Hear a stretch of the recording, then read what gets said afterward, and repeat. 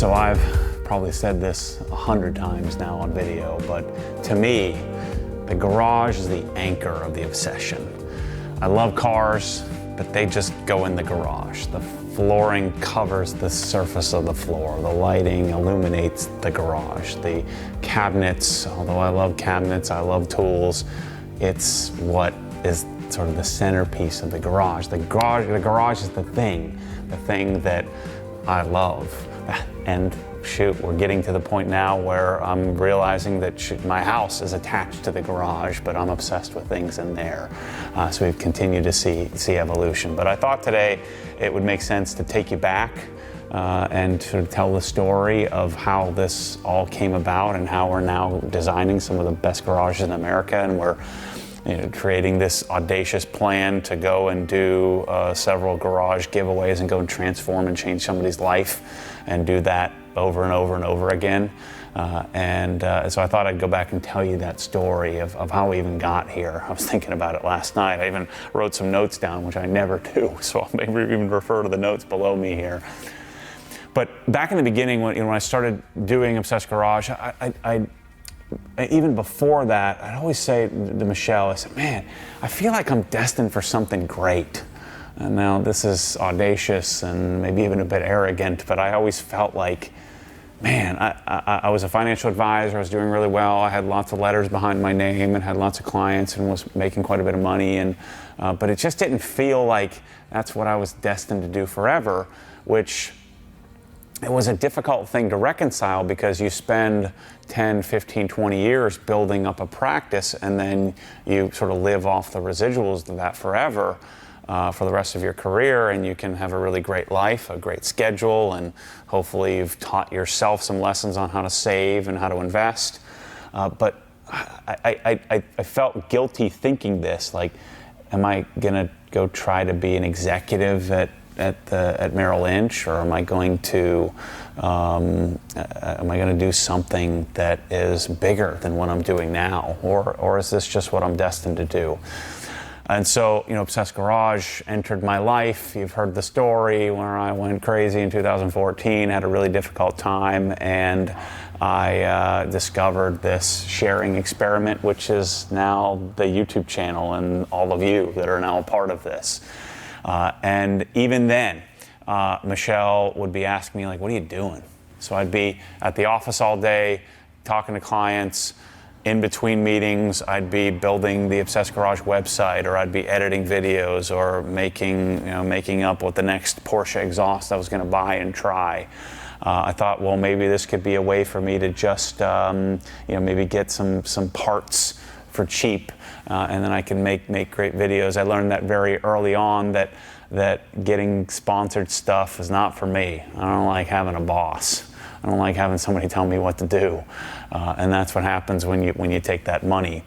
And so I think it was probably 2016 or so, I started to come up with this concept of this idea that I'm going to create an end-to-end solution, meaning I'm going to have if I'm washing a car, there's the soap, there's the buckets, there's the brushes, there's the foam cannon, and eventually the pressure washer, and then you end up with a car washing package, and then a microfiber package, and a wheel package, and then all that culminates, all those different packages and individual parts and pieces culminate into an end-to-end solution for detailing, an end-to-end solution for your pressure washer, an end-to-end solution for your cabinets, and now you've seen me digging into tools and toolboxes. Shoot, I've been saying this forever. I mean, the goal was to have the paint, sell the paint, offer people the light switches, teach people how to control the lights. So end-to-end has been my pursuit for the last 4 or 5 years now. That's been the clear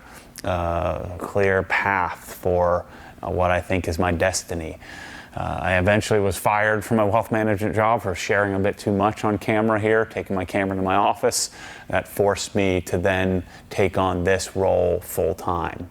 Right around that time, I started to realize, man, now that I've have some cabinets, we have some flooring options. I had the OG Prime Lights, the lighting solution that I'd made very clear was not my end-all be-all solution, but was very adequate, very capable. I started to get requests from people to do designs, to draw out and tell them what to buy. And so I had hired Chris, and so Chris had taken a lot of the technical support questions off of me, like where's my order, what do I need to buy, and then eventually Chris got bogged down with that, and we hired Kyle, and Kyle did such a great job of this process of answering questions. So they were able to take the weight off of me, and I could start designing more garages. So I was talking to people more about exactly what to do. And that's when I discovered Home Designer Suite. I was looking at SketchUp, Revit. The Revit software was a bit too much money at the time because brand new business, just got fired. And so the prospect of using a software that I could at least draw it up and figure out what cabinets go where and make it look something like what the garage might end up looking like. So then I had met my young friend Adam LZ. He was very young at the time. I think he was 22, just out of college, got his first house. And I had just taken him, they'd come up, we did a collaboration video. He'd just come up and drove my GT3. And we came up with this idea, hey, we should do some more collaborating together. I'm doing these garage designs. I think maybe we can get some of these companies to help us out, at least get us cost on cabinets and flooring. So I reached out to Swiss Trax and Prime Lights and to Sabre Cabinets, Dean at Sabre. And we came up with this idea, hey, let's do the garage together. Twin bush lifts at the time. And so I drew up his garage. It was the first 100,000 view video I got. And I think we went from 15,000 to 70,000 subscribers doing that garage. So it established that, man, I think this end-to-end solution, this complete project, I'm onto something here. Now, I was nowhere near the end-to-end solution. We didn't have lighting controls. We didn't have a lot of different parts and pieces that we now have today. The level is much, much more sophisticated today, what we can offer. We didn't have air compressors. Those lifts ended up not being the best option for us. But that garage turned out great. The videos really introduced me to a new audience and sort of introduced people to the idea that, man, the garage can be the anchor of the obsession.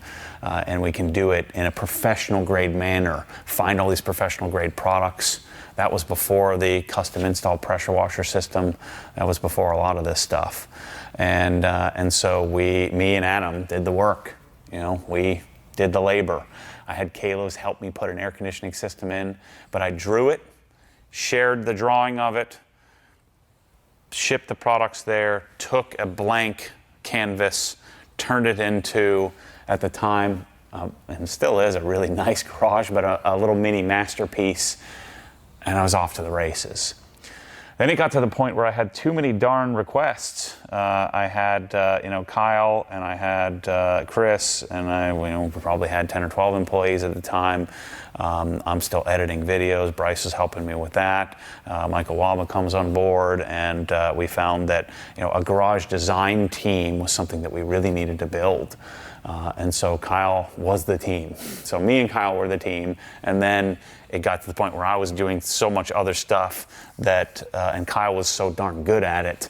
It was way better than I was. He got really deep into the software. We transitioned to Home Designer Pro. We entertained the idea of going back to Revit, found that our meetings were much more efficient doing Home Designer Pro. And fast forward today, and Kyle has a team of, what does he have, a team of 6 now? And every day he seems to be coming to me telling me he's going to need somebody else, needs some more help, where our average garage takes somewhere around 20, 30 hours of work to do. The above average garage can take 100 hours of work to figure out where every light switch goes, where every light bulb is, what the color paint we're going to choose, what the flooring is going to look like, down to the point to where we're now designing what every drawer looks like in the cabinet. And so Kyle made that transition several years ago. And right around that time is when I came up with this crazy idea of saying, hey, man, wouldn't it be great, since the anchor of this whole thing is the garage, what if we were able to transform a garage and do the whole thing? And what if we were able to do some sort of raffle to help me pay for it? Because I don't want to do the whole sponsor thing. And I don't have enough revenue to sponsor a $100,000 garage or $85,000 garage at the time. And so we had done a raffle, did a giveaway. I want to say I probably made about $40,000 profitability on the thing, but we did the raffle, or did the, I guess you can't call it a raffle, we did the giveaway, much like what we're doing here today. And the concept was, we put it out there, shared Adam's garage. We used, my garages that I had done to show, some of like the outdoor wash bay, and then the studio, which we had next door, which is some iteration of what we have here today. And I had, footage from going to visit some of the manufacturers and things. And so we said, what if we were able to build and do your garage? Whoever wins, we'd fly you down, you'd meet with Kyle, design it, we'd share that, which of course we did. We then got the team and we flew up to wherever you are, and we transform your garage, change your life. Take the anchor of my obsession and hopefully it becomes the anchor of yours. And so I remember it vividly. I did the drawing and my worst nightmare happened, because it was open to all 50 states at the time, not Canada yet. And the guy that won was in the state of Hawaii. And I darn near cracked a brick. I was like, oh my gosh, we're gonna give away an $85,000 garage. I've got to pay all my employees and fly them there. We got to get all the product there. And I think we'd sold like, $140,000 worth of stuff. I'm like, oh man, this is gonna be really expensive. So I called the guy, Emmanuel, and turns out he's a super fan. His wife's yelling in the background. I'm swallowing the lump in my throat. I'm like, oh my gosh, we're screwed. He says, oh man, we're so excited. We're moving to Virginia Beach, Virginia. And I was like, yeah, we're moving to Virginia Beach, Virginia in a few months. This is gonna work out perfectly. I was like, oh, thank God. Michelle was making plans to come with us, which would have cost me even more money to go to Hawaii.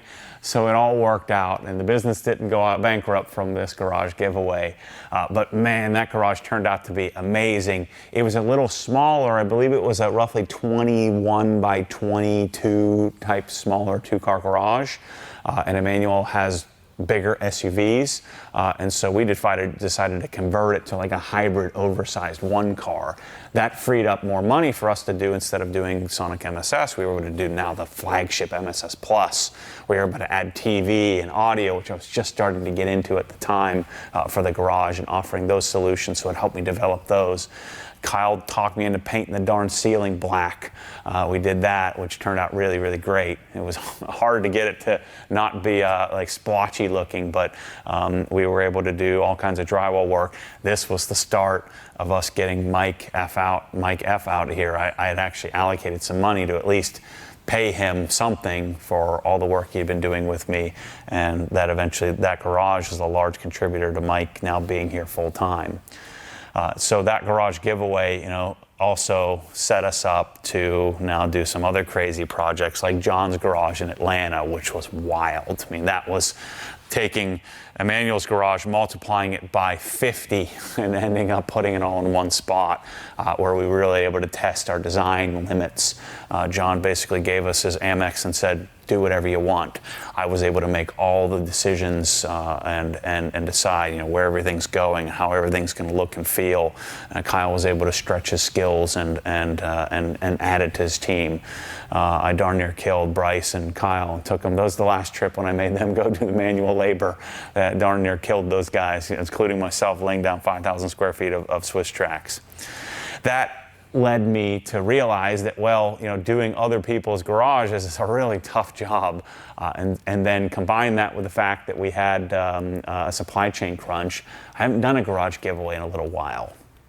Well, I feel like I've re-engaged, and I now really understand, what our capabilities are, having done the LZ compound house. We've done this whole house, not just a garage, but an entire house. So now the prospect of doing a garage, we have things in stock, we have things available, we have a full amazing design team, we have a full amazing production team, we have our product creation team that can help us develop products around that. I don't have to take on all the weight of it as much. So I feel like we have an amply sized team to be able to come out and execute. And so this garage giveaway, I think, is going to be the greatest one ever.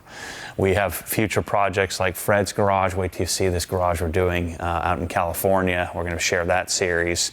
We have this studio is about to transform and transplant over into a new 25,000 square foot facility. We're going to be sharing that with you. But I thought it would be amazing, and I talked the team into letting me do another giveaway where we're going to squeeze it in and go out and change somebody's life. So the way that it works, just like we did it with Emmanuel, and that the winner, if you don't have a garage, you have a choice of cash. Last time was $30K. I figure inflation's happened, so you have the option. If you don't have a garage, we'll at least get you a down payment for your next house. We're going to send you a check for $50K if you don't have one. But I'm hoping you do have a garage. I think it might even be okay if you're in Hawaii this time, or in somewhere in Alaska, or in Canada. It can be any of the 50 states. I believe Canada, with the exception of Quebec, can enter. Sorry, you guys across the pond, we can't do that yet because of lottery and legal rules. But someday I'm going to pull it off. We're going to fly you here. We're going to sit down, we're going to design your garage from scratch, we're going to order all the product, we're going to send it to your house, get it all staged, get it all set up. Mike and I are going to fly out there and we're going to transform your garage and change your life.